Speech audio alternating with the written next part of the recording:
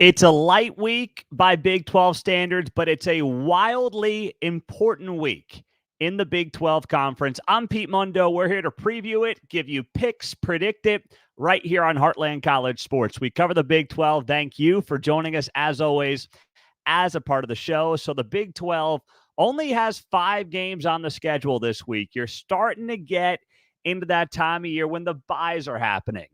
But don't overlook this week. I know there's all the big national games, the Red River, you've got Ohio State, Oregon. But this week will go a long way into deciding what happens in the Big 12. If you are new here, please make sure you are subscribed to the channel. Many of you who are watching are not yet. Hit that button, hit the thumbs up, which I know sounds ridiculous to some of you, but it really does help the show tremendously. And our viewership is up tremendously on YouTube because of you. Same thing with those podcast downloads. Thank you guys for being here. Thank you for doing that. Just real quick note, I know there was some issues on the podcast. If you're having any issues getting the podcast fed on time, please email me, petemundo@heartlandcollegesports.com. We had some changes to our podcast server. I know some of you have had issues. Please let me know if you are. We think we've got that squared away. But let's dive into the top storylines here for Week 7 in the Big 12, and then I'll give you some picks. I look at this week, and I look at one game in particular. There's a couple of games that really stand out. But the old Big 12 North matchup in Boulder, Colorado, late on Saturday night is going to be tremendous theater and a wildly important game in the Big 12 race. If Kansas State loses that game, they fall to 1-2 in Big 12 play, and it's hard to see a pathway at that point for Kansas State without a crazy number of tiebreakers making its way to Arlington. I know you're going to say, well, Pete, come on now. Don't overreact. 1-2, come on. You run the table, and then you're 7-2. Okay, sure, you run the table, but how likely would that be if you're a Kansas State fan to say you feel good about that? Running the table. If you start off 1-2, you going to feel great about it? You shouldn't. You shouldn't. There's no reason to. Especially after getting boat raced at BYU and beating an Oklahoma State team that frankly stinks. But this is also an enormous test for Deion Sanders and his Colorado Buffaloes. It is their biggest test to date, bar none. And for Colorado, both teams are coming off a bye. You say to yourself, if Colorado is 3-0, if they get through the first third of their Big 12 season unscathed, after beating Baylor in that crazy game, thumping UCF on the road, suddenly you say to yourself, well, the path is real. The path is there. And the path to Colorado being a team to beat in the Big 12 becomes real. Because here's the other thing about Colorado. Colorado's a team that will get better. When you put together a team that's heavy in transfers, you're going to end up with a situation where your team is either going to totally collapse in the middle of the year because the guys don't like each other, they can't play together, they can't work together, or they're going to gel. They're going to get better. And when you already have 2 likely top 10 NFL draft picks, maybe top 5, in Shedeur Sanders and Travis Hunter, you just got to have enough pieces around them that keep getting better. And that's the scary part if you're a team playing Colorado. How did Deion Sanders handle this bye week for the Buffaloes? And how much better did they get during the bye week after going to UCF and just destroying the Knights a couple of weeks back? Did they sit high on the hog during that bye week, or were they hustling the last 2 weeks? Same thing for Kansas State after they blew out Oklahoma State. We will find out so much about both of these teams on Saturday night, and I am totally here for it. And I will have a pick in this game coming up for you later on. This will be a game that I will have a pick on. All right. Elsewhere, you look at this Big 12 schedule and you say to yourself, man, Iowa State, West Virginia, 2 teams saying, why not us in the Big 12? They're both off the 2-0 starts. They're both right below Texas Tech, who is the only 3-0 team in the Big 12 at this point. One of these teams will be tied atop the Big 12 standings when all is said and done in Morgantown. And you look at this game and you say to yourself, West Virginia is a team that had a brutal non-con. Blown out by Penn State, tough loss, of course, against Pitt. And it's like, oh no, Neil Brown, we want him out. We're over this guy. And then, you know what? You beat Kansas. You destroy Oklahoma State. You're 2-0. And you're like, okay. Now this will be the tough test. Iowa State this week. And then you've got Kansas State. Back-to-back weeks in Morgantown. But I can't think of a bigger 2-game stretch at home in Morgantown since I've been covering West Virginia as a member of the Big 12. If you're a WVU fan, let me know if you can think of a bigger 2-game stretch at home than this one right here. I think back to maybe it was 2018, the Will Greer year. They had a huge home game in November against Oklahoma that had Big 12 title implications. But I'm thinking about 2 games back-to-back at home that would define a season the way these two will. And it's against, classic Big 12 teams, these teams who have, of course, been playing each other for over a decade now since the Mountaineers came into this conference. Iowa State, Kansas State, back-to-back, you got them at home. And here's the thing, as tough as this West Virginia schedule is, and we've talked for months about how the Mountaineers have arguably the toughest schedule in the Big 12, you do have both of these opportunities on your home field. And by the way, the Kansas-Oklahoma State games were not as tough as we thought they were going to be. They weren't, right? Kansas is its own worst enemy and stinks. And on the other side, you got an Oklahoma State team that appears to be horrific for a multitude of reasons. So those games, well, in hindsight, they were easier. Iowa State, Kansas State, I would say Iowa State might be tougher than some expected. Not Iowa State fans, but some. And Kansas State's about what we expected them to be. You get these games at home. If you're Neil Brown, this is a massive opportunity. Massive opportunity. And the other thing I'll say for West Virginia, their bye week is perfectly timed. They've got these 2 home games. They go to Arizona all the way across the country. Then it's a bye week. And then you're at Cincinnati, which is, a bus ride down the road, more or less, especially when you compare it to some of these Big 12 road trips. So things are suddenly setting up very well for West Virginia, better than we thought they might. And you've got an Iowa State team that I said in the reaction show on Sunday, which if you missed it, that's why you got to subscribe to the channel here on YouTube and on the podcast. I said I wanted to see more from Iowa State. I was like, yeah, the Iowa win was good, but tough environment, but still, they didn't look good for 2.5 quarters. Houston, That was before they made the move off of Donovan Smith at quarterback, of course. But then Baylor, they're down 14-3. And what do they do from there on out? They just blast the Bears 40-7. That was as impressive a stretch of football as I have seen this year in the Big 12, and it came from the Iowa State Cyclones. Well-balanced. The defense did what John Heacock's defense does. I keep waiting for the defense to kind of show a little more break than bend. And to the credit of Iowa State, it's not happening. They got the issues at linebacker, and it's just not happening. So credit where it's due. I mean, Iowa State deserves to be the favorite that they are in this game. To be honest, I'm going to give you my picks at the end. I'm not touching this game. I just don't have a feel for it right now. I just know it's going to play a huge role in how the Big 12 plays out here going forward. And it's going to be a heck of a lot of fun. Saturday night, Big Fox. The other games, you look at Arizona, BYU.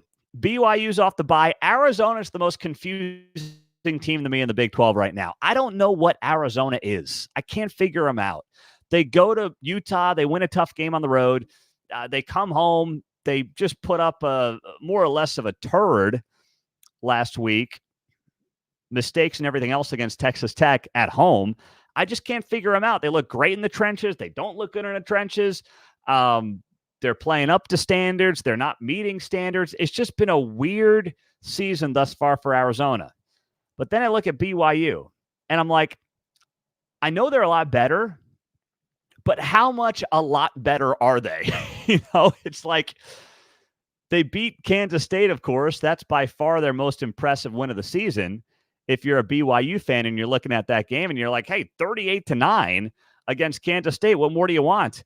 Yeah, okay, but what's weird is like still, when you go back and you look at that game between the 20s, Kansas State was arguably the better team. Like BYU did not knock your socks off. They were outgained by over 100 yards. They won the turnover battle. Great special teams. Like, we get it. They got all the right bounces. And that's not taking any credit away from them. It's just the reality that if you don't watch the games and you just look at the scores, you're like, oh, that was dominant.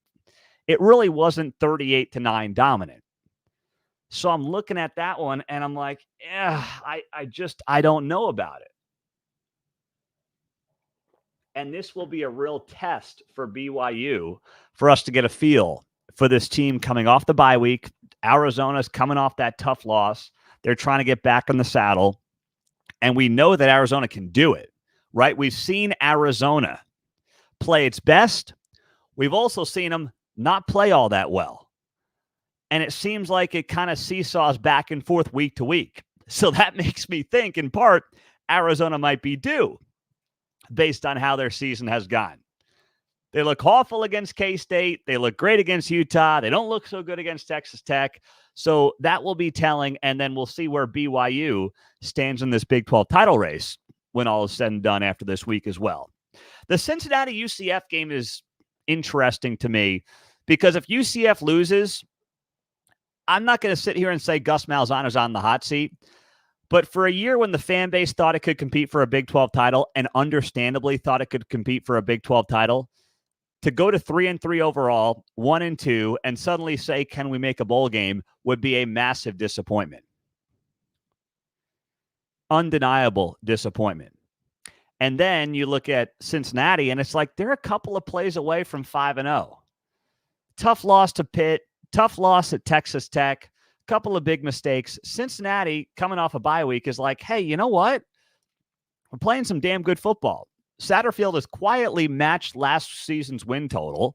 They probably should have one more win under their belt. And now they're going up against a UCF team that is trailed by at least 21 points in each of its last 3 games. That is a tough look for UCF in that spot. And Cincinnati should have some fresh legs, feel good about itself. And suddenly, if they pull off a win, they're 2-1, and you're looking at a wide open Big 12 title race with Cincinnati, a team that you can't necessarily sit there and overlook, which is something many people might not have said before the season. And, the schedule for Cincinnati is not brutal. I'll just say that much. They would have Arizona State at home the following week. Then they go to Colorado before a bye week. So it could get very interesting there for the Bearcats here in the next couple of weeks, and it would all start on Saturday. By the way, this is from Noel Ramirez on our YouTube channel. Hurricane Milton's got nothing on me, baby. Hey, stay safe down there in Florida. All right, to our UCF brothers and sisters and to everybody in the state of Florida. Stay safe. We're praying for you. Hang in there. Hang tough. We know that it is going to be a tough stretch this week for the entire state of Florida, especially that West Coast. So, it's terrible what you see happening down there. All right. Pete Mundo with you on Heartland College Sports. And I don't want to overlook and just briefly mention the Friday game as well. Utah at Arizona State. To me, it's not like the game you look at as the most intriguing of the weekend. But here's what I will say about this game. Cam Rising is a uncertainty at this point. Kyle Whittingham says he's going to give him a shot, or he's hopeful he can play, whatever. It's classic. Maybe he does, maybe he doesn't. I don't know what's happening there. I just know this. If Cam Rising's not back after a long stretch off, after the way they looked their last time out against Arizona, Utah can't meet its expectations. Utah cannot win this conference without Cam Rising. They can't. It's not going to happen. Isaac Wilson's a nice player. They can't do it without a healthy Cam Rising. The best thing they've got going for them, though, for Utah is their schedule is looking very soft with the way the Big 12 is shaping up. Arizona State, TCU, and Houston coming up. Then a bye week. They might be able to get it done in terms of getting through those 3 games unscathed. And then it's bye week, BYU at Colorado versus UCF at UCF. That is, by Big 12 standards, the rest of the way, that's a fairly easy schedule based on how these teams are shaping up to look. So with that being said, Utah might be able to get away with it without Cam Rising for the next couple of weeks.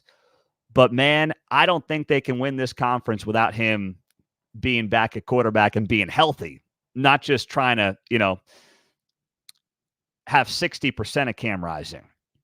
And then if you're Arizona State, you're looking at this as an opportunity to get back and get to 2-1 after you had a comeback win against Kansas late in that game. Sam Levitt's got some confidence, got some poise, got some juice behind him now. He should be feeling great with the way that offense played. I have questions about the defense right now, as I think any Arizona State fan should and would, but Utah's not looking good offensively, at least if Cam Rising's not playing.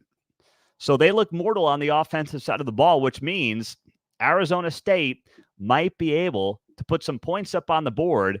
And if this thing were to become some kind of a track meet, I would like Arizona State's odds at home on Friday night. I would. All right, now let me give you 3 picks that I like for this weekend. 3 picks out of the Big 12. I'm Pete Mundo on Heartland College Sports. Make sure you hit the thumbs up on the video. We appreciate you doing that. And as always, subscribe to the channel. Big gulp of water, and then you got my picks, all right? I'll give you a lock, an underdog, and a bad bet. Let me start with my underdog. My underdog for this week in the Big 12 against the spread is Colorado plus 4.5 against Kansas State at home. I get the better quarterback at home. I'm taking it. Both teams off a bye. Here's the thing with Colorado right now, and really Kansas State as well. This is a big reason I like Colorado in this spot. Kansas State has not been good on the road. Kansas State is 1-6 against the spread in their last 7 road games. That is not good. They are not the same team on the road as they are at home. On top of that, Colorado is 6-2 as an underdog in their last 8 games. Gives you a little insight into how Deion Sanders' team plays as underdogs. And then I'm looking at Shedeur Sanders and how he has got to be licking his chops going up against this Kansas State secondary that has just not looked good. I mean, they've given up a boatload of passing yards in the air. 342 to Tulane, 268 to Arizona. I mean, it's just, oh, gosh. 364 to the Cowboys in Stillwater. They have not been a good team against the pass so far this season. So I'm looking at that as an opportunity for Shedeur Sanders to be licking his chops against this Kansas State secondary. And he's at home, and Avery Johnson, as a first-year starter, walking into that environment, it's going to be chaotic late on Saturday night in Boulder. I'm getting the home dog there and 4.5 points. Sign me up for Colorado plus 4.5 in that one, and I'm not looking back. I know some of you might say, well, the public's on Colorado. Fine. Okay. I'll take my chances there. I'm going to roll with the Buffaloes in that spot at home at plus 4.5. Meantime, my bad bet of the week. If you are watching the preview show, you may have sensed this coming.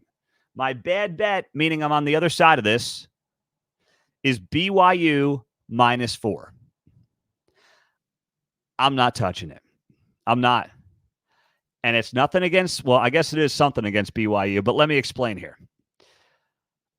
I'm looking at Arizona and I see a team that just bounces back and forth. I see a team that plays solid one week, plays poorly the next, plays solid one week, plays poorly the next. Didn't like what I saw last week against Texas Tech. The week prior, I liked what I saw against Utah. Kansas State was a mess.